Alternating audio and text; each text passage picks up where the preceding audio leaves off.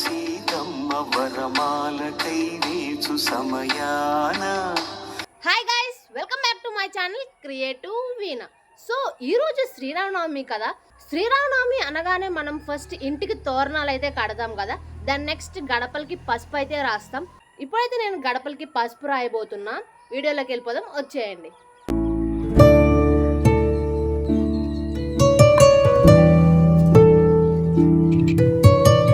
నిజానికి ఏ పండుగ అయినా సరే మనమైతే గడపలకి పసుపు రాస్తాం కదా. అలా ఎందుకు రాస్తామో మీకు తెలిస్తే కామెంట్ చేసేయండి.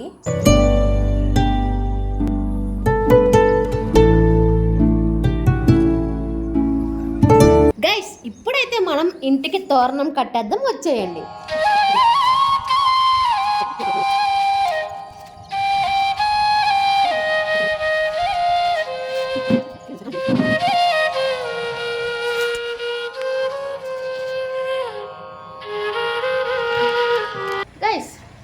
ఇప్పుడైతే పూజ చేయడానికి రెడీ అయితే అవ్వాలి కదా.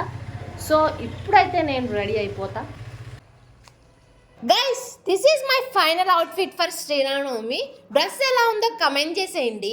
నేను రెడీ అవుతున్న టైంలో అయితే మా అమ్మ ప్రసాదాలు ప్రిపేర్ చేశారు. అండ్ ప్రసాదాలు వచ్చేసి పాయసం, వడపప్పు అండ్ పానకం అయితే ప్రిపేర్ చేశారు. మీరు ఎంతమంది పానకం లవర్స్ ఉన్నారో కమెంట్ చేసేయండి. డెకరేషన్ బాగుంది కదా. బాగుంది కాబట్టి నేను చేయలేదు, మా అమ్మ చేశారు. ఎలా ఉందో కమెంట్ చేసేయండి. గైస్, మనకి చాలా పండుగలు ఉంటాయి కదా. నాకైతే వాటన్నిటిలోనూ శ్రీరామనవమి అంటేనే ఎక్కువ ఇష్టం. ఎందుకంటే నేను ఏ పండగకి గుడికి వెళ్ళినా వెళ్ళకపోయినా శ్రీరామనవమి రోజు మాత్రం కంపల్సరీగా గుడికి వెళ్ళి రాముల వారి కళ్యాణం అయితే చూస్తాను. మీకే పండుగ ఇష్టమో కమెంట్ చేసేయండి. మా ఇంట్లో పూజ కంప్లీట్ అవ్వగానే నేను మా అమ్మ మా ఊర్లో ఉన్న రామాలయం గుడికి అయితే వెళ్ళాము.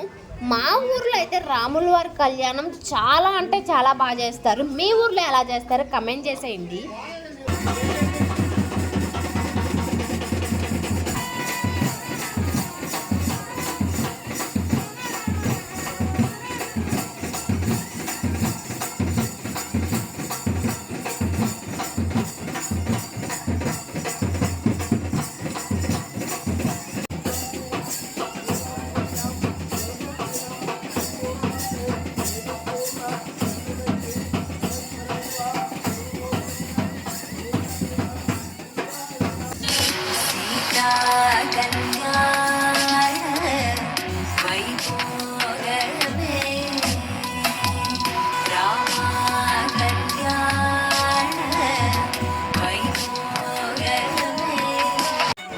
చూసారు కదా, సక్సెస్ఫుల్ గా రాముల వారి కళ్యాణం అయితే కంప్లీట్ అయిపోయింది.